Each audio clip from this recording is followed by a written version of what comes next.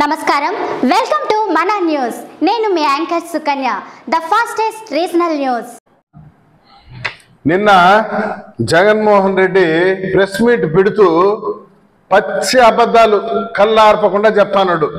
సరే press meet పెడితే పెట్టినావు, ఈ రాష్ట్ర ముఖ్యమంత్రిని పెట్టుకొని దొంగల ముఠా నాయకుడు అంటావు. నీకు తిని కొవ్వెక్కి ఒళ్ళు బలిసి ఒక ముఖ్యమంత్రిని, రాజ్యాంగబద్ధమైన పదవిలో ఉన్న ముఖ్యమంత్రి చంద్రబాబు నాయుడు గారిని ఎలా అడ్రస్ చేయాలో తెలియలేదు నీకు. నువ్వు కూడా ముఖ్యమంత్రికి పనిచేసావు కదా, సంస్కారం ఉందా నీకని అడుగుతున్నా.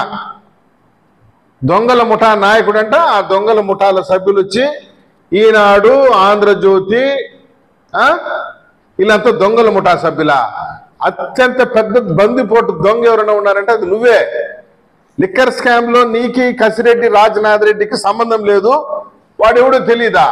వాడెవడో తెలియకుండా నువ్వు ఐటీ సలహాదారుని నియమించావాడిని 2 సంవత్సరాల్లో. పైగా నువ్వు మాట్లాడేది ఎట్టుందంటే ఒక దొంగ ఇంకొక దొంగ ఒక సర్టిఫికేట్ ఇచ్చినట్టుంది. నువ్వు పెద్ద గజ దొంగ. పిల్ల దొంగలు కృష్ణమోహన్ రెడ్డి, ధనంజయ రెడ్డి వీళ్ళంతా చాలా మంచోళ్ళంట. పాపం కృష్ణమోహన్ అన్న చాలా మంచోడు, కొడుకు పెళ్లి చేసుకుంటా ఉన్నాడు.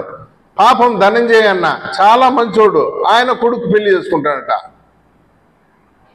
పిఎస్ఆర్ ఆంజనేయులు చాలా మంచోడంట, ఆయన కూడా కొడుకు పెళ్లి చేసుకోమంటున్నాడట.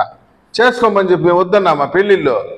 ఈ మంది సొమ్ముని ఈ విధంగా చీప్ లిక్కర్ని జనం మీద తోసేసి వేల కోట్ల రూపాయలు దోచుకున్నారు. మీరు 3,500 కోట్ల రూపాయలు దోచుకున్నారు. దానికి సంబంధించిన ఎఫ్ఐఆర్ కట్టున్నారు, జైలుకి పోయినారు, రిమాండ్ పోయినారు. దీనికి సమాధానం చెప్పాయంటే నీ పాత్ర ఏదో సమాధానం చెప్పంటే దానికి చెప్పలా. చంద్రబాబు నాయుడు గారిని నీ నోటికి వచ్చినట్టు మాట్లాడితే ఈసారి నాలుక కోసేస్తాను నీకు. ఏదో నువ్వు మాజీ ముఖ్యమంత్రి, రాజ్యాంగబద్ధమైన పదవిలో ఉన్నావు కాబట్టి ఇప్పటివరకు నీకు విలువైన ఇచ్చాం. దోచుకున్న సొమ్మంతా కూడా రైతు బజార్లో కూరగాయలు కొన్నట్టు బంగారం కొని నీ ఇంట్లో పెట్టుకున్నావు. ఒక మాజీ ముఖ్యమంత్రికి పనిచేసినావు. ఒక ముఖ్యమంత్రిని ఎలా సంబోధించాలి నేర్చుకో. ఇంకా పిచ్చి పిచ్చిగా మాట్లాడితే నీకు తగిన విధంగా మూల్యం చెల్లిస్తావు నువ్వు అని కూడా ఈ సందర్భంగా జగన్మోహన్ రెడ్డిని హెచ్చరిస్తూ 2.5 గంట సేపు నేను ప్రెస్ మీట్ పెట్టి జైలుకు పోతా ఉంటావు. నువ్వు జైలుకు పోయే ముందు గావు కేకలు మారుండదు నీ వాదన. జైలుకు పోయే ముందు అరెస్టార్ చూసినావా గావు కేకలు? ఆ విధంగా ఉంది. అది నీ ప్రెస్ మీట్ మాదిరి కనిపిలా. కాబట్టి నువ్వు జైలుకు పోతే నీ పార్టీ కూడా షట్టర్ దింపేస్తారు. అయిపోయింది నీ కథ. ఇంతకుముందు అయినా మీ చెల్లు మీ తల్లు పక్కన ఉన్నారు, ఏదో నడిపించినారు పార్టీని. ఈరోజు జైలుకు పోతే నీ కథ అయిపోయింది. మొత్తం కూడా 1 by 1 వెళ్ళిపోతున్నారు. మోస్ట్లీ ఇదే నీకు లాస్ట్ ప్రెస్ మీట్ కావచ్చు అని కూడా ఈ సందర్భంగా జగన్మోహన్ రెడ్డిని హెచ్చరిస్తున్నాం.